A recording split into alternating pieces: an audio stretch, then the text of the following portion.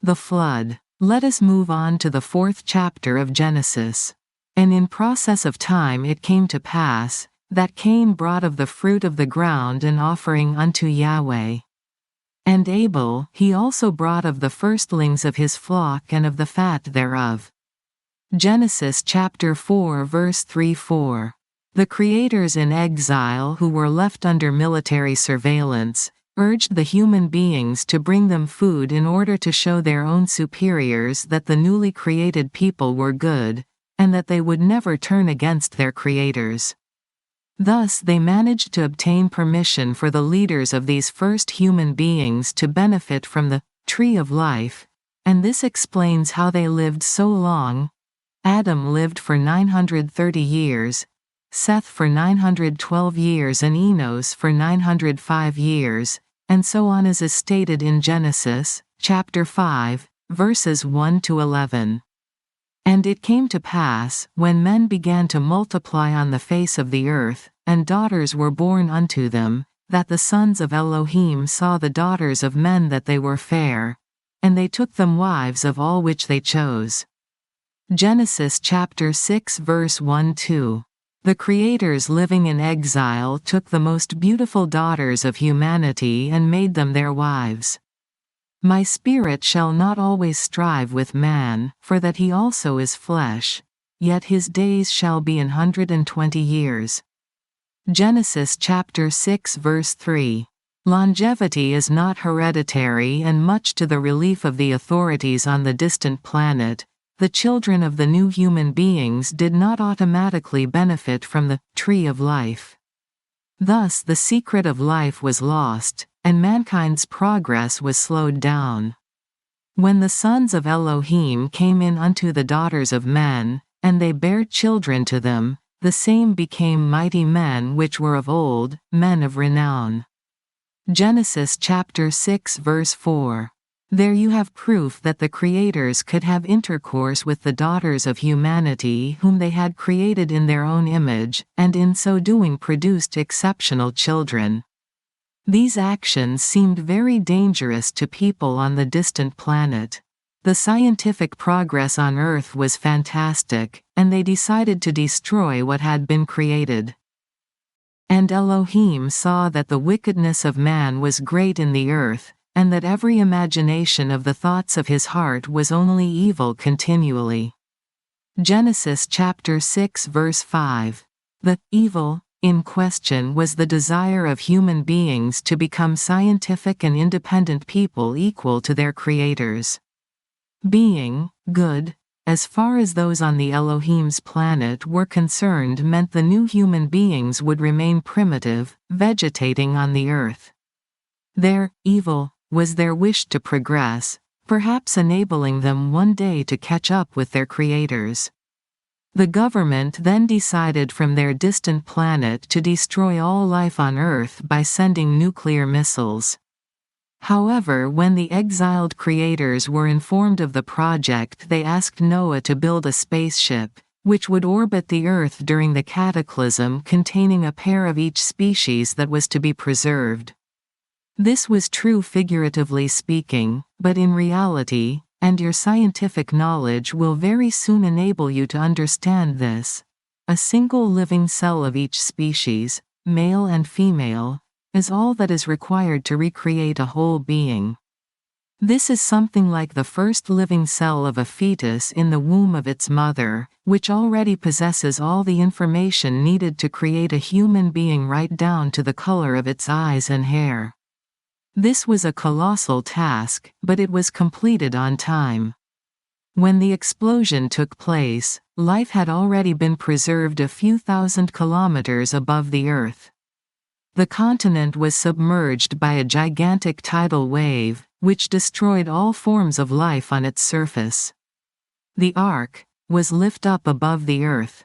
Genesis chapter 7 verse 17. As you can clearly see, it is said that the ark was lifted above the earth and not on the water. It is said that the ark was lifted above the earth and not on the water.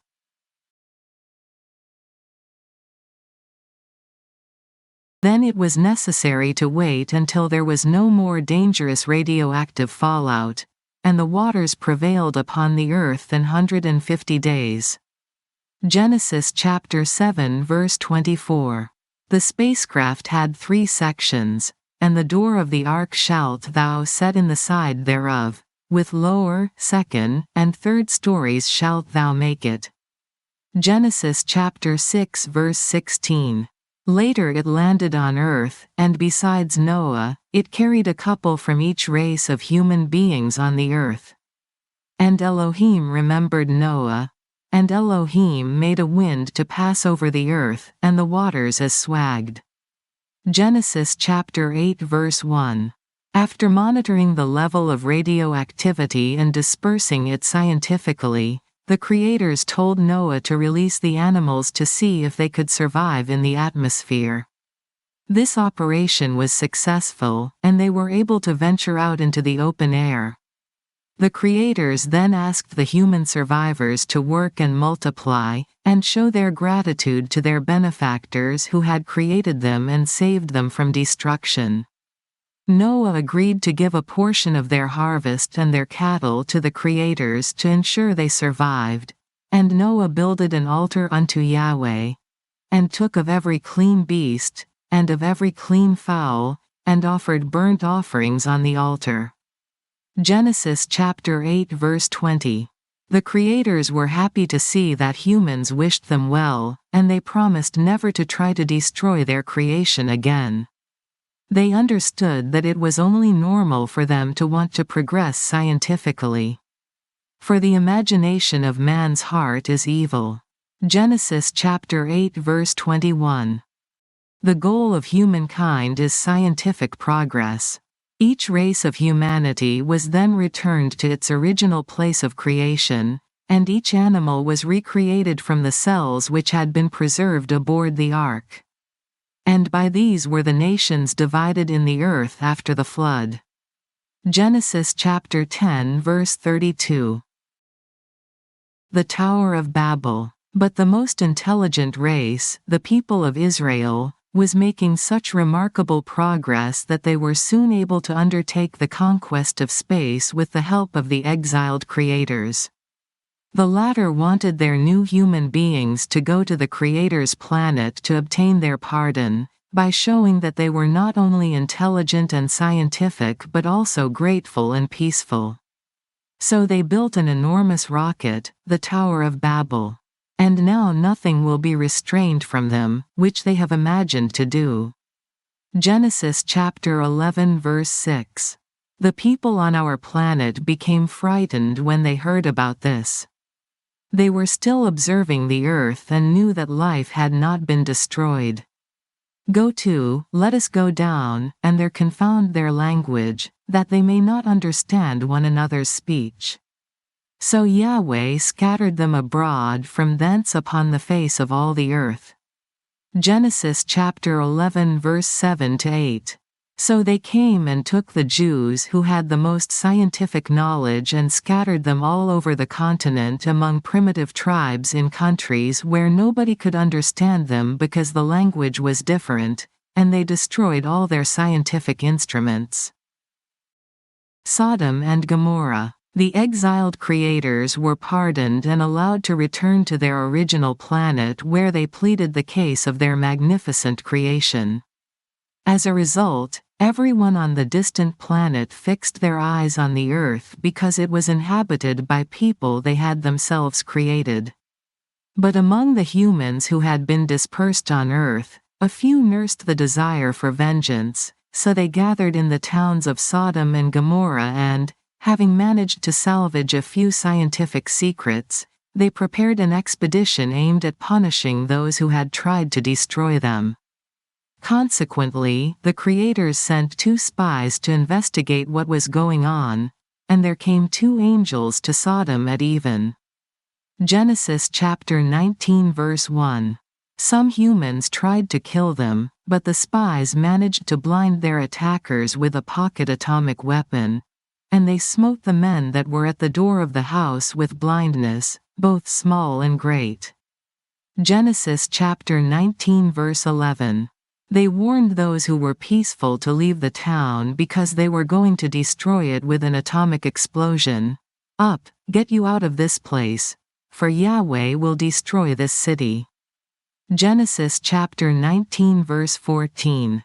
As the people were leaving town, they were in no particular hurry because they did not realize what an atomic explosion could mean.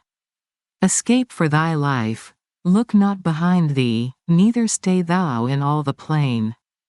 Genesis chapter 19 verse 17. And the bomb fell on Sodom and Gomorrah. Then Yahweh rained upon Sodom and upon Gomorrah brimstone and fire from Yahweh out of heaven.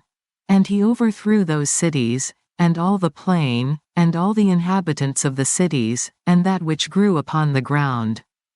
But his wife looked back from behind him, and she became a pillar of salt. Genesis chapter 19 verse 24 to 26. As you now know, burns caused by an atomic explosion kill those who are too near and make them look like salt statues. The sacrifice of Abraham. Later, after most of their leading intellectuals had been destroyed, and they had relapsed into a semi-primitive state, the creators wished to see if the people of Israel, and particularly their leader, still had positive feelings towards them. This is related in the paragraph where Abraham wants to sacrifice his own son. The creators tested him to see if his feelings towards them were sufficiently strong. Fortunately, the experiment ended positively. Lay not thine hand upon the lad, neither do thou anything unto him. For now I know that thou fearest Elohim. Genesis chapter 22 verse 12. There you have it. Assimilate it all and write down everything that I have just told you. I will tell you more tomorrow. Once again the small man took leave of me, and his spacecraft rose slowly into the air. Because the sky was clearer this time, I was able to watch more closely as it took off. It hovered motionless at a height of about 400 meters, then still without the slightest sound, the vessel turned red as if it was heating up, then as white-hot metal, and then finally a sort of bluish-purple like an enormous spark, which was impossible to look at. Then it disappeared completely.